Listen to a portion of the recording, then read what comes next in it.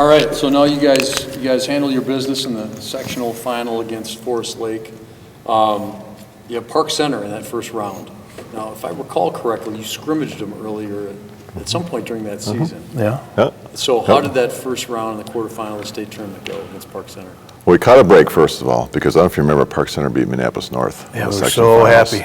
North was the team as good as you, maybe not as good as, but the team that they were supposedly going to be pushing you guys. They had Bannister and those boys. 20-year-olds on there. Yep. That's true. Yes, it is. That's true. They had Marvin Singleton, I heard years later, was probably like 20, and they said he was a sophomore in high school. That's right. You know, I think it was Tony Queen. It was like some relation to Tony Queen, their coach. Right. He brought him up, you know, from wherever, some place down south. But yeah, so that's right. North loses to Park Center. Park Center was a good team. They were in our conference, but so you guys catch a break. We caught a break there. Yeah. I mean, all due respect to Park Center, that was a break for us because the North's talent was maybe a little better than theirs, but we matched up really good with Park Center. Yeah, and Mike Palmy.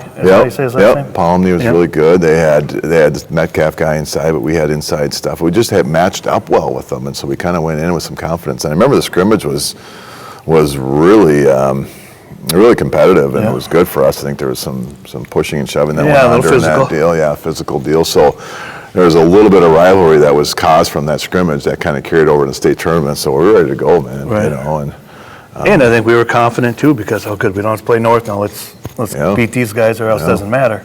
Right. You know that you didn't have to play them. So. Right. Yeah. So you guys played well beat, that game. I don't have your score of that Park Center game. What do you guys remember? How that finished up? Score of that game? We won, man. Yeah. I don't know. I honestly don't. We never got too far ahead of anybody. Yeah, we didn't blow anybody out all year. Probably so 5-6 point right. game. Yep. Okay, so you move on to the semis. You got Moorhead. Right.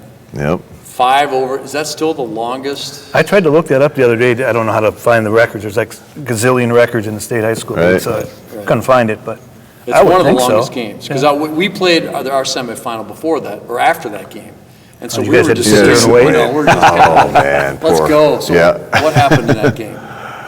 They had a really good big guy. I forget his name. So the last name started with a B. Mike Dillon. Yes. He was solid. And that was really low scoring. I remember the overtimes. Did we sit on the ball? We got it first, sat, tried to hold it to the last shot, missed. They pretty much did the same thing the next one. And then we did it it kind of rotated through until the fifth one. And then Novak finally said, let's just go out and try to win this, either win or lose. Let's get this done. Yeah. And then we just took off and started going. And I want to say there was 4 points total scored in the first 4 overtimes. Yeah, because whoever got the tip sat out there like, okay, here we go. Oh, really? So I remember a few years back when it was Shakopee played Hopkins, the same deal. Yeah. And people are just going bananas. I'm like, I've seen this before. Yeah. I've seen this out of an Novak coach team.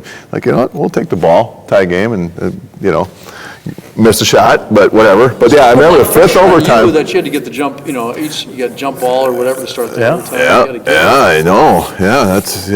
And then we finally, I don't even know the fifth overtime if we got it. But that was the first time we got the ball.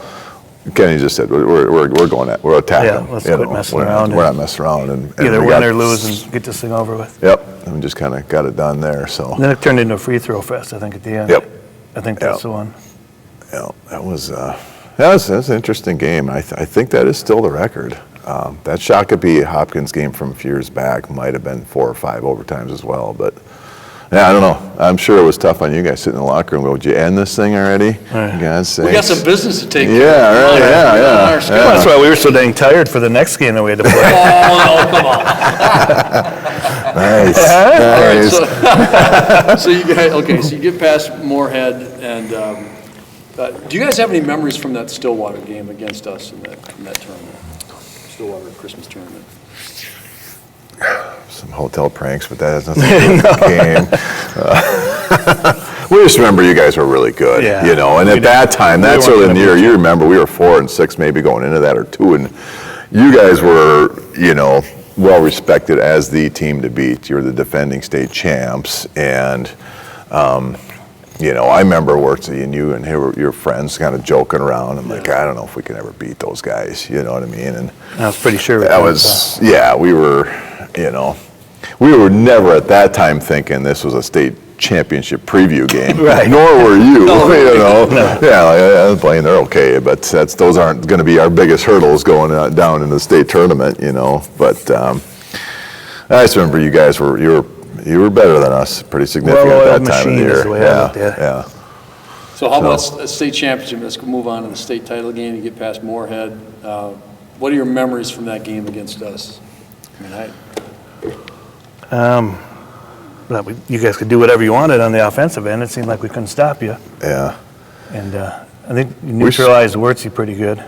He did, yeah. He did not play well. He did not have a Wurtzy game. And I want to say at halftime we only had maybe 13, 15 points. You got to score there. I know you guys, we had a tough time scoring. Yeah. And Timmy got hot here in the second half. Yeah. But you guys played an extremely good 2-3 zone. You guys were long across the board. Yeah.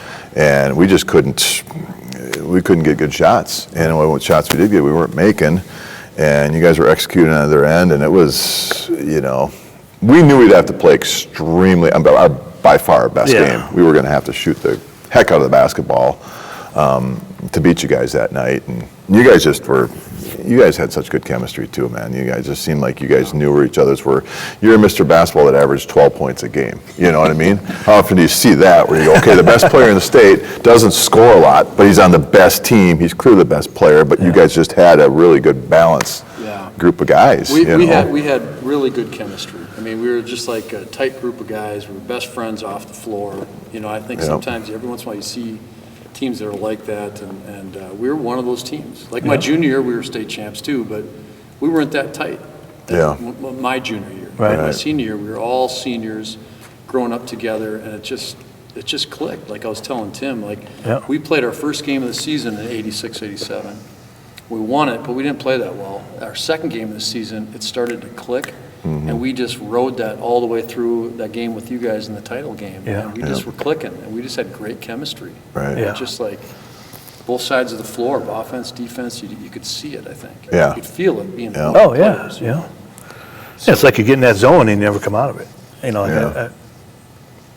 For chemistry-wise, or one of those games where you're shooting really well, it comes every so often, but I can see that with the team.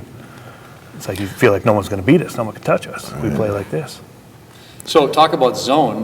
Talk about the shooting zone you got in the second half, because you just started. I was telling RJ I just kept backing up because you guys are so long. It's like I can get away from this guy if I'm going to get the shot off. The last 2 or 3 of those outside shots that you took, and you were making everything, and they were significantly behind a 19. 7 3-point line. It was well beyond the 3-point line, which, I said that you had that good zone, so we had to, if we're going to get a shot off, Yeah. we were struggling so bad. And there's not a lot of pressure on us. We're down by enough that it's not like a pressure shot of, you got to make this or we're going to lose. No, we're down 15 the whole game or whatever, so. Thank God he did get hot because you guys could have ran us out, if Tim didn't get the hot hand because we were just struggling to score. You're just used to Wurtzy putting his 20 down, Right.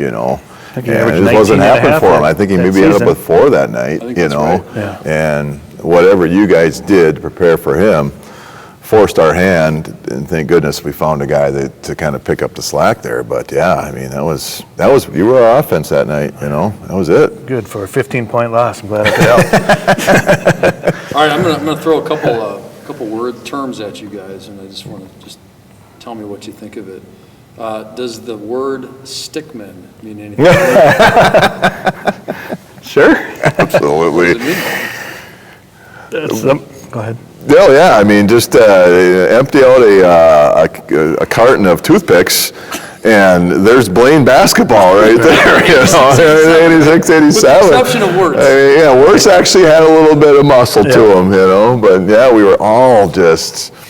It was McKay, and just the stickman because we were toothpicks. Our legs, our arms. I used to hear that from other teams, the crowds chanting it. Yeah. I got Q-tip a lot 'cause I had spiked hair, flat or whatever, and a little mullet in the back. Right, oh yeah. So I look like a damn Q-tip, skinny, and then a little thing on So top. that's where it came from, was it Novak, your coach, saying it to you guys, or was it from opposing crowds, stickmen? I felt like there was an article in the newspaper or something Probably, in the ABC newspaper that meet the stickmen or something like that. I'm like, thanks a lot. Like, we're not already self-conscious enough that we can't bench press 20 pounds here. Let's not put a picture in the paper. Yeah, I mean, back then the crowds were really, it's different now. I mean, there's just so much going on, but you'd get good crowds at these games, and once that stickman thing coming down, you'd get Coon Rapids and all got these stickmen, and just letting you have it, and of course we were doing that kind of stuff. That was a little more arrogant than ours, but yeah, Remy wasn't afraid to kind of to initiate a little bit of a crowd displeasure, Anoka was chanting, Remy, you suck, you suck. And they were playing a boxing one on me at the time, Tyson was. So I wasn't doing nothing. And we were playing a zone. It was a guard-to-guard pass. I went down, hit it, went down, did a reverse dunk, and then ran by their whole, like a crowd. There we go. You want to see Novak just get red. Mr. Remy, you're not that good. You're not that good. Shut up. He'd always had that clinch That John. sounds like you back in He was definitely. I probably ran a couple of extremely colleges confident. out of there by my arrogance. All right, I got another word to see if I want to get your reaction. Overalls. Did you wear overalls back in high school? Not overalls. We wore galoshes. All right. Galoshes? Galoshes. We had to wear boots. So you don't really know what galoshes are, but they go over your shoes. Novak had a rule that we had to wear hats and boots. Wait, what? Yes. Yes. I wore Sorels. So you come to Yep. school, you come to the gym, you come anywhere, you had to wear boots and hats so you don't get sick. Yep. Yeah, it was a team rule, and if you didn't have your boots on, then you I don't know, we had to run or sat down, but Something, we didn't break the rule. We just didn't take any chances on that. But that was a team rule. You had to wear a stocking cap and boots. So when you say overalls, I wonder if you mean a lot of us did what we called galoshes. They go over your feet, and we'd walk into the gym. We'd have these big boots on our. I remember. That's why I'm asking. Yeah. You, 'cause Yeah. I thought you guys were wearing overalls, and because I saw you at the state tournament. I'm like, look at these guys. They got overalls on. Yeah, it wasn't our choice. I can understand the hat thing. Right. Yeah. Because high school coaches, come on, Right. guys, keep your head warm. Right, You right. don't get sick. We need you to be healthy. Da da da. But what's the boot thing? Keep the feet warm and dry too. Yes. Yeah, you probably read a book said you lose a lot of heat through your feet. Who knows? Probably Novak Senior or something, and you don't question him. So And everybody had to do it. Basically. Plus, we're from Blaine. We only got one pair of shoes, so we don't want to wear those out and walk into the gym and get the floor all wet. You Jefferson guys, you had your white shoes, your Columbia shoes, and your black beautiful shoes. people. No, We had one pair of tennis shoes, so we better cover them up with boots for that Loafers are Yeah, right. whole career. Loafers. So you guys had to wear this, huh? Yep, team Everybody rule. did. Team rule. Yep. Wow. Yep. Okay. Yep. Well, I think I got.